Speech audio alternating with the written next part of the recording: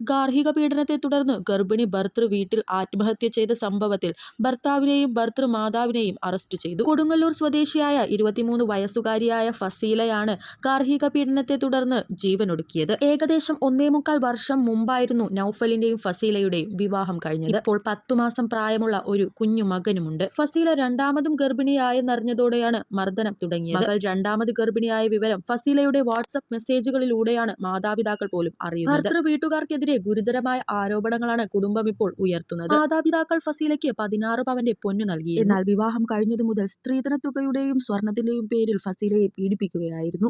എന്റെ മകന് ഇതിലും കൂടുതൽ തുക ലഭിക്കും, പൊന്നു ലഭിക്കും, നീ എന്തിനാടി ഇവിടെ കയറി വന്നത് എന്ന് ചോദിച്ച് നൗഫലിന്റെ മാതാവ് റംലയും പതിവായി ഭീഷണിപ്പെടുത്തുമായിരുന്നു. ഫസീല ആത്മഹത്യ ചെയ്യുന്ന സമയത്ത് അവൾ 2 മാസം ഗർഭിണിയായിരുന്നു. ഫസീല രണ്ടാമത് ഗർഭിണിയായതോടെയാണ് മർദ്ദനം തുടങ്ങുന്നത്. 2 മാസത്തോളം ഗർഭിണിയായിരുന്നു ഫസീല. നാളുകളായി ഫസീലയെ നൗഫൽ ദേഹോപദ്രവം ഏൽപ്പിക്കുകയായിരുന്നുവെന്ന് പോലീസ് കണ്ടെത്തി. മരിക്കുന്നതിന്റെ തലേദിവസം പോലും ഫസീല മർദ്ദനത്തിന് ഇരയായിരുന്നു. മരിക്കുന്നതിന്റെ തലേദിവസം രാത്രി ഫസീലയുടെ വയറ്റിൽ നൗഫൽ ചവിട്ടുകയും റംല മർദ്ദിക്കുകയും ചെയ്തിരുന്നു. ഇതേ തുടർന്നുണ്ടായ മനോവിഷമത്തിലാണ് ഫസീല ജീവനൊടുക്കിയതെന്ന് പോലീസ് പറയുന്നു. മരിക്കുന്നതിന്റെ തൊട്ടുമുമ്പ് ഫസീല ഉമ്മയ്ക്ക് അയച്ച വാട്സ്ആപ്പ് സന്ദേശം ഇങ്ങനെയായിരുന്നു: ഉമ്മ, ഞാൻ രണ്ടാമത് ഗർഭിണിയാണ്. നൗഫൽ എന്റെ വയറ്റിൽ കുറെ ചവിട്ടി, കുറെ ഉപദ്രവിച്ചു. ഇവിടുത്തെ ഉമ്മയും എന്നെ ഉപദ്രവിക്കുന്നു.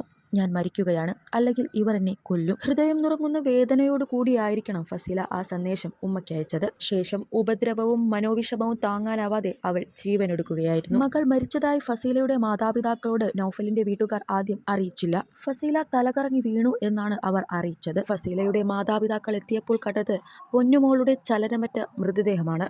നാളേറെയായി സ്ത്രീധനത്തെ ചൊല്ലിയുള്ള കുത്തുവാക്കുകൾ അവൾ കേൾക്കുന്നു, സഹിക്കുന്നു. ഇനിയും ഇത് സഹിക്കാൻ കഴിയില്ലെന്ന് ഫസീലയ്ക്ക് തോന്നിയിട്ടുണ്ടാകാം.